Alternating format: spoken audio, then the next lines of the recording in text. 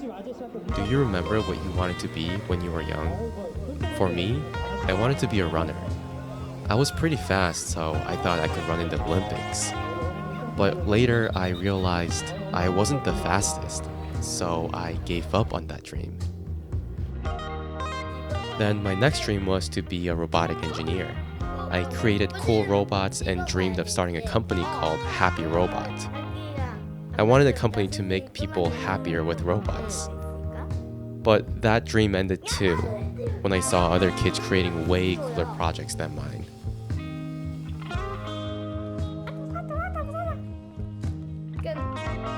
And during my sophomore year in college, I started thinking about how many times I had given up on my dreams by saying no. My excuses were always that there were people out there who could do better than me, so I should find something I could excel at.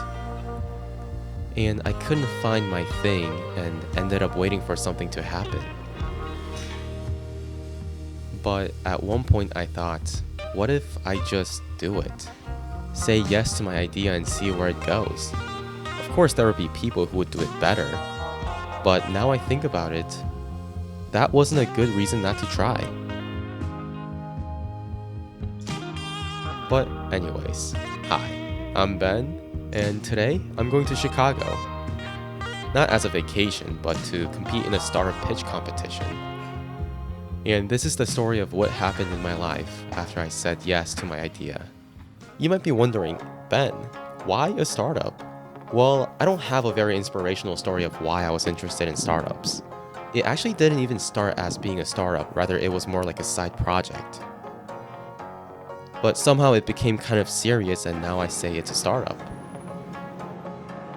Now I'm at downtown Chicago to get ready for the competition tomorrow. The cool thing is that my university sent me and my friends here to represent our university, so this trip was completely free for us. And this is my friend Aman. He has his own startup, Odin Classroom, and we work together with our startups. And since we came to Chicago, we had to try their pizza.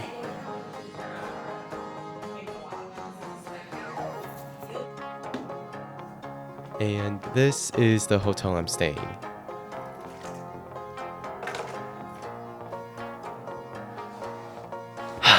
Okay. The pizza was great. It was super hot outside. I'm sweating like crazy right now. And now I'm at the hotel. It looks really pretty.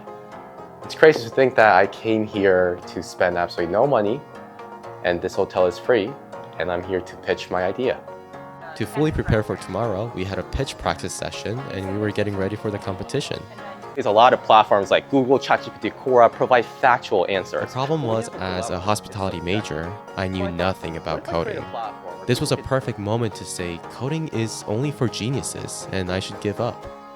But I didn't. And I decided to learn coding by myself using resources online. It took me 9 months to build an MVP of my app. During this time, I reached out to hundreds of people to join my project, but all of them either ghosted me or said no. It was honestly a lonely journey, and despite my dedication, there were definitely limitations. But later, things took a turn for the better. I met a guy from UC Berkeley who eventually joined my team. Initially, he thought it was too early to join since I only had an idea, but after showing him a demo of what I built, he decided to come on board. And for the first time, I created a team and recruited someone I had never met before. Alright, so right now we are getting ready with our booth. You can see the booth over there, and we'll see how it goes. Working with him, I learned how to properly structure and develop a social media app. I also expanded my team by hiring my girlfriend to handle social media for DILEMAA. She now posts dilemmas every day, helping to grow our community. And for the competition, I unfortunately wasn't selected to pitch on stage. But one of our student teams from our university got a chance to pitch their startup. We were going against top universities like University of Chicago, Washington University in St. Louis, Northwestern University, and many more. Every startup that was on stage was so amazing. And guess what? The student team in our school won the first place. And that was the end of the competition. Looking back, I wouldn't have met my close friend Aman, who taught me coding and advised me on my app. I wouldn't have met my CTO from UC Berkeley, who brought my idea to life. And I wouldn't have met the thousands of hardworking people in the startup world if I had decided not to pursue this one idea. It's crazy to think that I had this journey by just building my startup. And I actually met so many more people, not only from this, but after I started posting on YouTube, recording podcasts, and many more. Okay, today's the last day of the Chicago trip. It was really fun. I had free food. That was awesome. And I met amazing people. Overall, I would confidently say that I do not regret my decision.